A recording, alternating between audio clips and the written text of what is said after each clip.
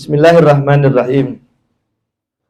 Alhamdulillah, pada malam hari pekan keempat di bulan Februari ini kembali kita bersama dapat hadir dalam kegiatan taklim rutin di Majelis Taklim Nurul Fatah.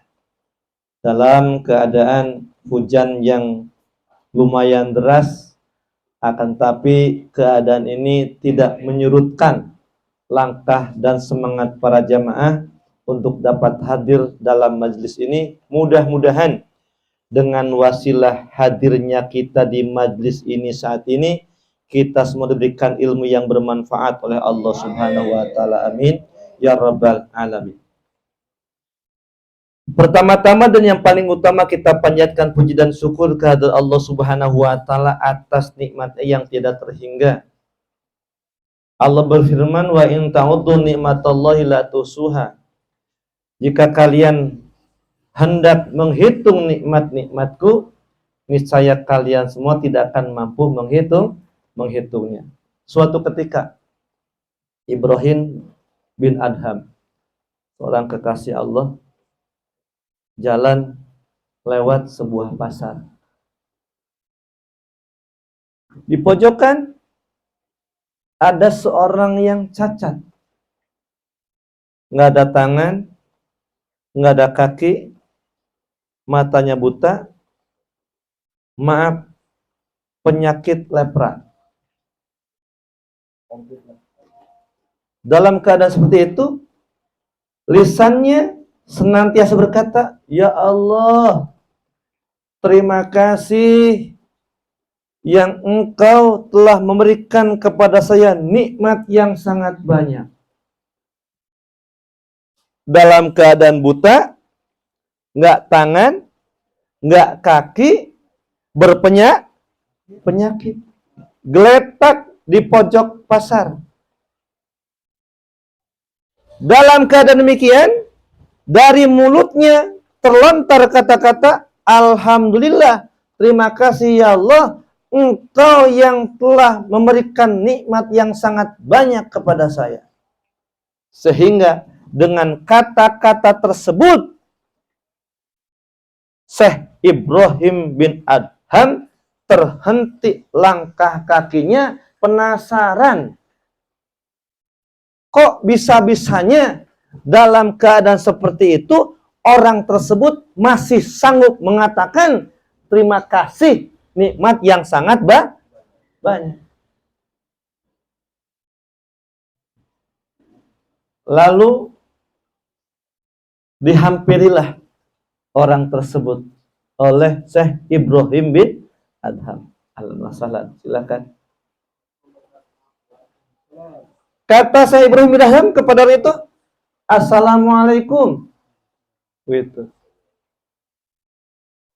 Apa yang terjadi? Dijawab, waalaikumsalam ya Ibrahim. Nah, tuh kan? Mata dohirnya tutup, nggak bisa lihat. Tapi ketika Syekh Ibrahim bin Adham membaca salam kepadanya, dia jawab, waalaikumsalam ya Ibrahim. Syekh Ibrahim bin Adham kaget. Wahai Tuhan, dari mana engkau mengenal saya, sedangkan mata engkau saja tidak dapat melihat? Kata orang tersebut, semenjak saya mengenal Allah, tidak ada satupun yang tersembunyi di hadapan saya. Masya Allah, tabarakallah. Fisiknya mah seperti itu. Tapi hatinya, batinnya, mutiara yang sangat berharga. Dia seorang yang ma'rifat kepada siapa? Kepada Allah. Penasaran, Syekh Ibrahim bertanya kepada orang tersebut, wahai fulan, saya heran. Saya melihat keadaan engkau, mata nggak bisa ngelihat, tangan nggak ada, kaki nggak ada, Umpama orang, Pak, mau ngasih kepada dia, itu nggak dikasih ke tangannya, nggak ada tangannya. Jadi kalau ada orang yang merasa iba kasih orang itu, langsung makanan minuman itu disuapin ke apanya? Ke mulutnya. Dan yang begitu tuh nggak banyak, karena dengan mendekat udah merasa jijik, karena dia berpenyakit. Penyakit kulit. Itu.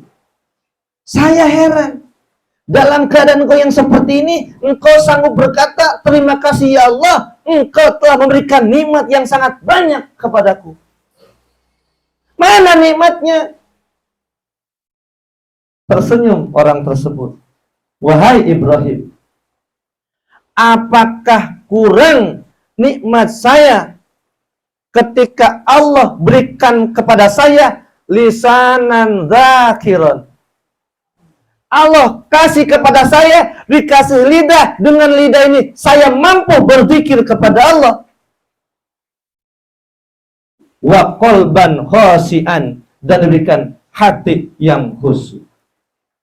Masya Allah, tabarakallah. Kita, Pak, yang mata normal, tangan normal, kaki normal, rumah punya nggak? Punya. Kendaraan ada nggak? Ada. Maaf, jangan apa ngeluh. Jangan apa ngeluh. Ya, di dunia ini, Pak, Allah ciptakan laqad khalaqnal insana fi kabad. Sungguh kami ciptakan manusia di dunia ini adalah fi kabad, dalam kesulitan. Kapan senangnya? Nanti di surga. Makanya harus mau ngaji. Makanya harus mau ibadah. Biar di akhirat masuk surga. Kalau nanti kita di akhirat nggak masuk surga, Pak, tekor. Maaf. Di dunia senangnya mana? Oh, itu orang kaya senang. Siapa bilang? Kagak. Capek. Yang bos mikirin karyawan, mikirin mobil STNK-nya 100 belum diganti, itu udah habis. Ya Allah, yang satu belum mobilnya tabrakan, yang satu peleknya coplok. Dah, itu laporan. Itu bos besar tuh nyap-nyap, Pak, tiap hari, Pak. Lah yang enak Pak, kita di orang biasa. Mau tidur tinggal tidur. Ya, mau ngopi tinggal ngopi, tarik rokok sebatang. Masya Allah, ya. Cuma nggak bisa kalau ngerokok sambil ngopi, nggak bisa. Iya, harus gantian ya. Nah, kalau mau ngopi dulu, ya. Habis ngopi nanti ngerokok, ya, gitu. Nah, baik, itulah sekilas kisah untuk membangkitkan rasa syukur kita kepada Allah Subhanahu wa Ta'ala, agar kita mau beribadah kepada Allah. Kita lanjutkan pelajaran kita. Pembahasan kitab Subul Iman cabang yang ke-17. Bismillahirrahmanirrahim. Qala Nazim. Watlub li ilmin summa lakinhul wara azim kalamar rabbi wathur tusumu. Watlub, dan carilah olehmu, dapatkan, peroleh, perjuangkan, tuntutlah, ambillah, li ilmin, akan ilmu. Innamal ilmu bita'allum. Kita dapat ilmu itu dengan belajar.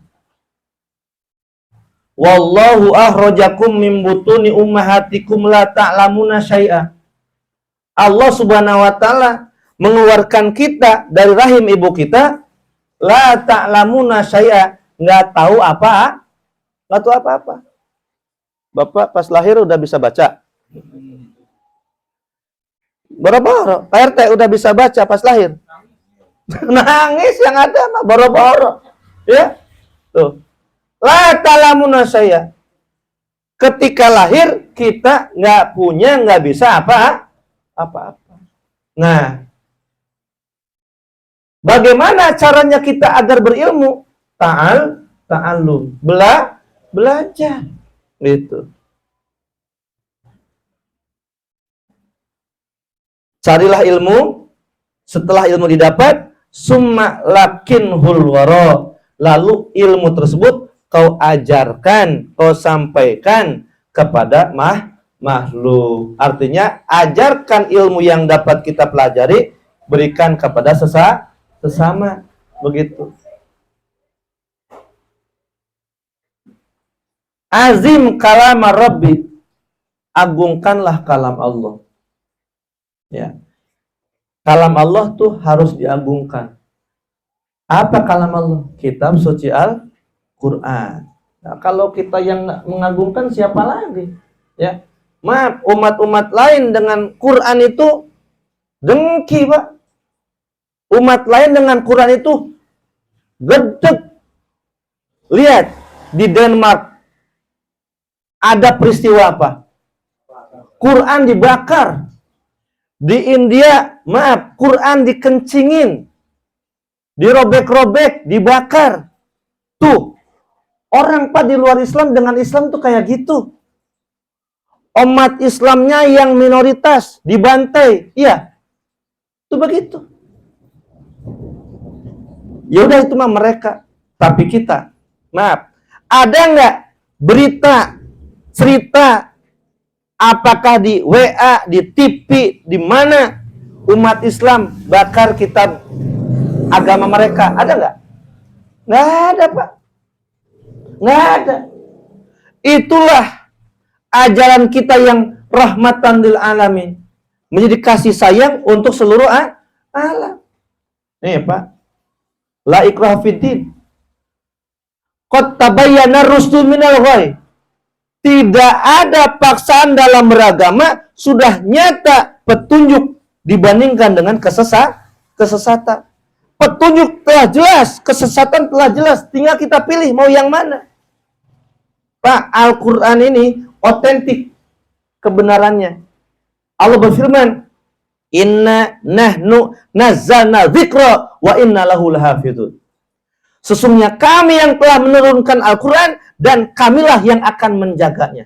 Dijaga, Pak, ayat Al-Quran. Jangan satu surat, jangan satu kalimat, jangan satu huruf, harokat itu dijaga oleh Allah Subhanahu Wa Taala. Sok, Bapak baca Fatihah dari mulai Bismillahirrahmanirrahim. Bapak salahin harokatnya satu, Bapak salahin panjang pendeknya satu, ketahuan nggak? Ketahuan. Ahlan wa sahlan. Itu Al-Quran, Pak. Kalam Allah. Banyak. 6.666 ayat. 114 surat. Itu semua terjaga.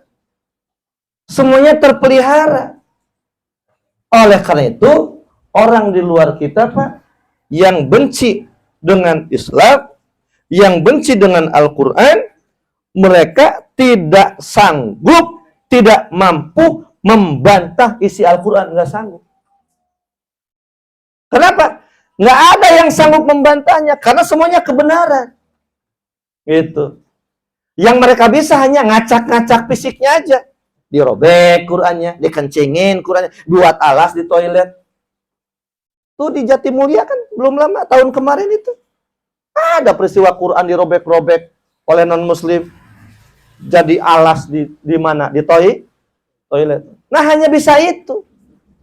Adapun membantah isi kandungannya, mereka nggak sanggup.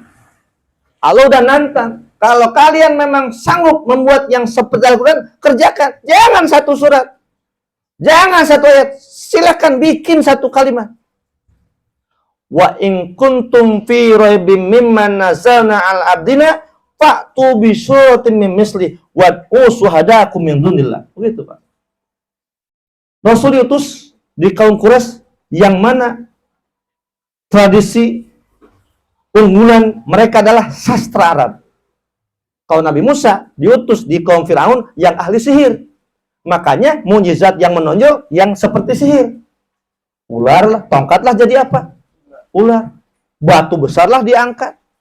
Lautlah terbelah. Kan begitu. Tapi Rasulullah SAW diutus di tengah-tengah masyarakat yang ahli sastra. Makanya mukjizat terbesarnya Al-Qur'an. Gitu.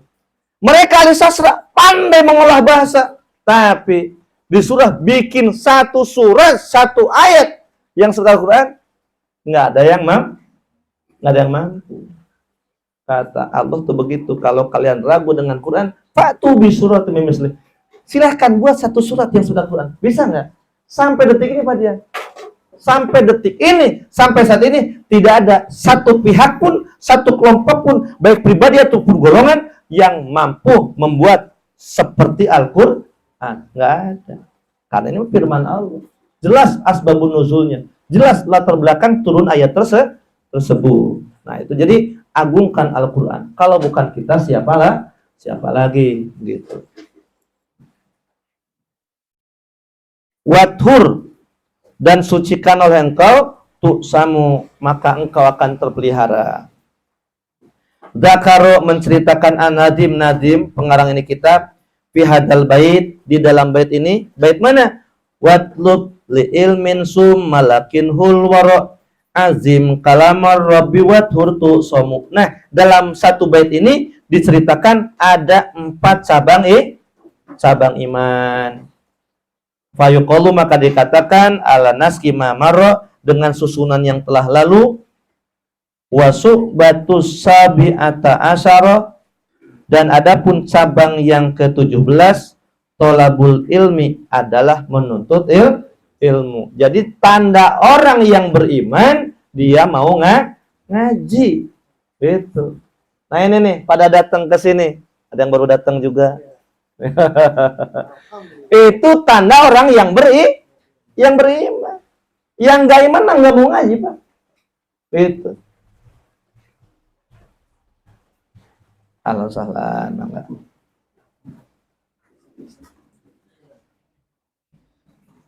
An Abdullah bin Mas'ud, dari Sayyidina Abdullah bin Mas'ud, qala, dia berkata, qala Rasulullah SAW, Rasul bersabda, ini hadis mengenai keutamaan menuntut ilmu.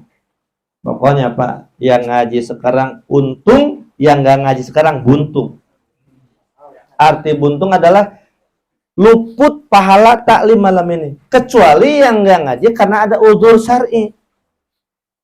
Kalau nggak ada halangan dia ngaji, tapi berubah ada halangan jadi nggak ngaji, tetap pahalanya dapat. Itu. Iya, boleh.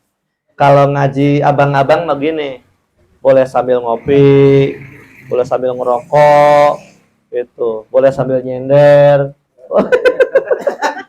Tapi mohon maaf, yang nyender pahala dibagi 2 dengan tiang.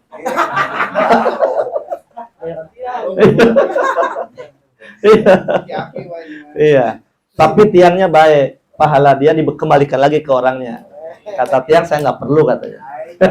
Alhamdulillah, nyender lagi. Iya. Iya. Qala Rasulullah sallallahu alaihi wasallam. Rasul bersabda, Pak, sabda Rasul itu maktuun bisidqi, dipastikan kebenarannya. Kalau Nabi itu bicara pasti benar. Kalau kita mah, kalau ngomong 100 kali benernya berapa? 2. 98 mah. Itu. Iya, apalagi yang bini 3. Wah. Gitu partai ya. Makanya 1 aja lah biar aman ya. Baru niat katanya. Rasul bersabda, "Man ta'allama baban minal ilmi." Siapa orang yang belajar satu bab dari satu bidang ilmu, yantafi'u bihi fi akhiratihi wa dunyahu, yang mana dengan satu ilmu itu dia mendapatkan manfaat untuk urusan dunia dan akhiratnya, maka dengan sebab dia belajar satu bab itu adalah kana khairan lahu min umuri dunya. Belajar satu bab itu, sekali belajar, itu lebih baik buat dirinya dibandingkan dengan umur dunia sab'ati ala pisana 7.000 tahun. 7.000 tahun. Itu lebih baik daripada umur dunia 7.000 tahun. Sekarang aja baru 2023. Kita emang nyampe ke umur 3000. Boro-boro di alam barzah entar. Nungguin tuh. Ya. Tapi satu waktu kita hadir di majelis taklim, belajar satu bab untuk manfaat dunia, untuk manfaat akhirat, maka derajatnya di sisi Allah lebih baik daripada umur dunia 7.000 tahun siaman hariha, yang 7.000 tahun itu seejeg-ejeg. Tahu seejeg-ejeg? Salawasna selama-lamanya forever. Wih, mantap. Iya. Siaman hariha yang 7.000 tahun itu puasa seumur-umur. Wa qiyama layaliha, dan tahajud selama-lamanya. Bapak pernah puasa selama-lamanya, tahajud selama-lamanya? Ngarengkol. Cuaca mendukung. Tarik selimut. Cuaca mendukung, kan begitu Pak Dian ya? Tuh. Inilah derajat yang akan Allah berikan, yang akan diperoleh oleh orang yang melangkahkan kaki menuntut ilmu. Alhamdulillah. Ilmu apa? Diamalin, nggak diamalin manfaat. Ya. Diamalin, nggak diamalin manfaat. Orang alim, Pak, berilmu, diam doang. Lah, alim nggak tetap. Tapi yang nggak alim, dia ingin pahala, harus berbuat.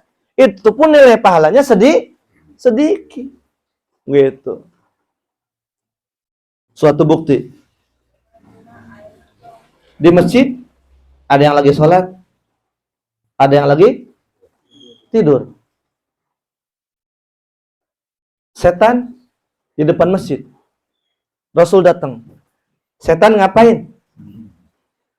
Saya lagi mau gangguin yang lagi sholat. Lalu kenapa tak kau kerjakan? Saya takut. Takut sama siapa? Takut yang lagi tidur. Coba itu. Lo kok bisa bukannya takut sama yang lagi sholat, malah takut yang lagi tidur? Kata setan, yang lagi sholat mah goblok. Nggak berilmu dia. Yang lagi tidur orang alim. Kalau saya ganggu yang lagi sholat, khawatir yang tidurnya bangun, nanti dibenerin cara sholatnya, dapat pahala dia, rugi saya. Tuh. Orang alim mah untung kemana-mana. Ya. Umpama kita mah Pak, terlambat dulu nggak mondok, sekolah juga sekenanya aja. Zaman dulu mah kan zaman ngangon, Pak. Zaman dulu mah zaman ngarit. Zaman dulu, zaman saya kecil, mana ada S1, S2, S3, mana ada. Selesai SD itu bagus zaman saya. Zaman saya, Pak, belum zaman senior saya. Ya. Ini kan lebih muda dari saya. Ya. Saya, Pak, di kampung saya di Bandung, Pak, itu sekolah rata-rata sampai kelas 3. Kalau sekarang, Pak, masuk SD aja udah pada bisa baca, bisa nulis, bisa ngitung. Udah pada masuk TK PAUD. Sekarang mah, lah, dulu mah masuk SD emang buta huruf. Bisa baca itu ketika masuk SD. Nah, itu pun nggak sampai lulus. Udah kelas 2, kelas 3 keluar ke kebon, ngarit, macul, ngalasulu. Tahu ngalasulu? Ambil kayu bakar. Begitu, ya. Begitu. Jadi itulah ya keuntungan orang yang berilmu. Ya. Kalau memang kita terlambat, tidak ada kata terlambat. Masih ada generasi penerus kita. Maaf, bukan yang ngajarin, ngasih tahu sama aja. Anak umpama 5, jangan dijadiin menteri semua. Jangan dijadiin tentara semua. 1 suruh mondok. 1. Maaf Pak, anak 5 jadi tentara semua. Kita mati, kagak ada yang ngurus. Yang satu lagi tugas di Amerika, yang satu tugas di Papua, yang satu tugas di mana tahu. Kita meninggal, dia lagi jaga perbatasan. Bisa ditinggal? Lah kagak. Lah kita diurus orang, didoain orang, disolatin orang. Coba anaknya satu yang bisa ngaji. Ke-cover semua Pak. Bener. Saya nggak contoh di mana-mana. Keluarga saya, kakak saya Pak, yang di Bandung tuh, kakak saya Ustadz Wawan itu. Ya Allah itu Pak, kakek saya meninggal di pangkuan dia, ditalkin sampai dia nyebut la ilaha illallah. Nenek saya meninggal di pangkuan dia, ditalkin sampai ngucap la ilaha illallah. Bapak saya meninggal di pangkuan dia, ditalkin, kelihatan lidahnya sampai ngucap la ilaha illallah. Paling terakhir ibu saya kemarin 2018 meninggal, ditalkin oleh beliau bisa nyebut lafaz Allah. Tuh. Kalau yang ngerti agama mah, dia akan datang di saat kita butuhkan. Bapak mungkin ada share-sharean di WA group. Keluh kesah, maaf, beliau B.J. Habibie. Ya kan? Memang anak-anaknya sukses. Pejabat tinggi atau karyawan perusahaan internasional. Tapi setelah istrinya meninggal, beliau hanya ditemani siapanya? Hanya ditemani pegawainya, pembantunya. Kalaupun anaknya datang, nggak bisa lama, hanya sekilas saja, karena banyak tugas. Habis masa tuanya, menetes air matanya. Baru dia sadar, ternyata gemerlap dunia, banyaknya harta, tingginya pendidikan umum, nggak jaminan untuk kebahagiaan dia di masa tuanya. Sehingga dia punya pikiran, seandainya waktu bisa diputar, tuh anak-anak saya bukan hanya sekolah umum yang tinggi, tapi anak saya biar suruh mondok. Itu sekelas B.J. Habibie, Baharudin Yusuf Habibie, mengharapkan agar seandainya waktu bisa diulang, anak-anaknya disuruh ngaji. Gitu. Tahadusan ini mah Pak, keluarga saya, anaknya ngaji semua. Ya sekolah, tapi juga mondok. Mohon doa dari semuanya. Semoga putra-putri kita semuanya Allah berikan ilmu yang bermanfaat. Amin ya rabbal alamin. Tuh. Jadi belajar satu bab itu Allah kasih pahala lebih baik daripada umur dunia 7.000 tahun. Siangnya puasa, malamnya qiyamul lail. Dengan amalan makbulan ghairu mardudin, amalan yang diterima tanpa ditolak. Kita pas sholat mas sholat, kita sodako mas sodako, pasti diterima nggak? Belum tentu. Tapi dengan jaminan kita belajar satu bab yang dapat kita ambil manfaat untuk dunia akhirat kita, ya Allah, nilainya dilipat gandakan sampai 7.000 tahun, siangnya puasa, malamnya tahajud. Dan nilai itu akan masuk dalam buku catatan amal kita. Makanya nanti Pak, banyak umatnya Nabi Muhammad SAW, ketika dikasih buku catatan amal, mereka semua terkagum-kagum. Ya Allah, itu pahala siapa? Kata Allah, pahala engkau. Perasaan saya nggak pernah melaksanakan amalan yang pahalanya sebesar itu. Kata Allah, engkau yang berbuat, aku yang membalas, dan aku menjaga balasan engkau sehingga sebanyak dan sebesar ini. Tuh. Amal yang kita kerjakan sedikit, Pak. Tapi balasan dari Allah sangat banyak. Saya buat contoh yang sudah viral. Nabi bersabda, Rok'atal fajri khairun minad dunya wa ma fiha. 2 rakaat sunnah fajar, salat qobliyah subuh. Itu lebih baik dibandingkan dunia beserta seluruh isinya.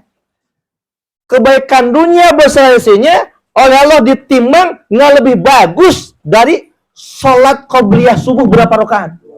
2 rakaat. Makanya Pak, kalau kita ketinggalan qobliyah subuh, sama juga ketinggalan anugerah dunia beserta seluruh isinya. Wajib sedih. Wajib sedih. Karena nilai pahala lebih baik dari dunia beserta isinya itu Allah catatkan dalam buku kita. Dalam buku amal baik kita. Oh, si fulan dia sholat sunnah fajar, dia sholat qobliyah subuh 2 rakaat, dicatat nilainya lebih baik daripada dunia beserta seluruh isinya. Di saat nggak kita kerjakan, ke laut tuh pahala itu. Nanti pahala itu kelihatan. Allah berfirman, likullin darajatun mimma amilu wa mallahu bighafilin amma ta'malun. Bagi masing-masing individu nanti di akhirat terdapat derajat masing-masing. Dengan sebab apa? Bima amilu, dengan sebab perbuatannya. Maaf, sekarang yang ngaji sama yang ngaji, kira-kira pahalanya sama apa beda? Beda. Yang datang sama Sahibul Bait, kira-kira menurut Bapak pahalanya banyakan mana? Sahibul Bait.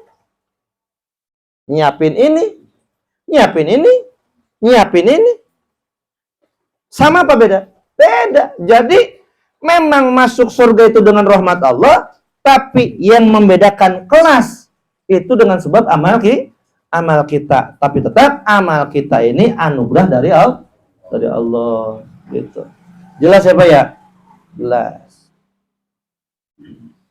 Sementara satu hadis saja dulu, banyak hadisnya.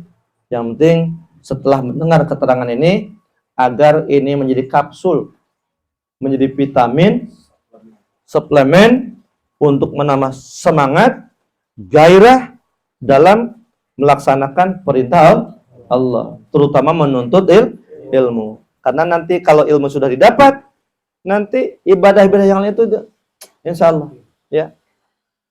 Mudah-mudahan yang disampaikan bermanfaat. Amin ya rabbal alamin. Berhubung saya nganter beliau Pak, ini bos saya Pak. Iya. Beliau mau ada acara lagi, saya ikut beliau aja. Jadi mohon maaf saya minta izin duluan ini. Nah setelah ini saya mau nganter beliau, dia mau berangkat dia. Nggak ditutup doa dulu ya kan, belum selesai acaranya ya. Iya. Dan saya cukup sekian. Wassalamualaikum warahmatullahi wabarakatuh.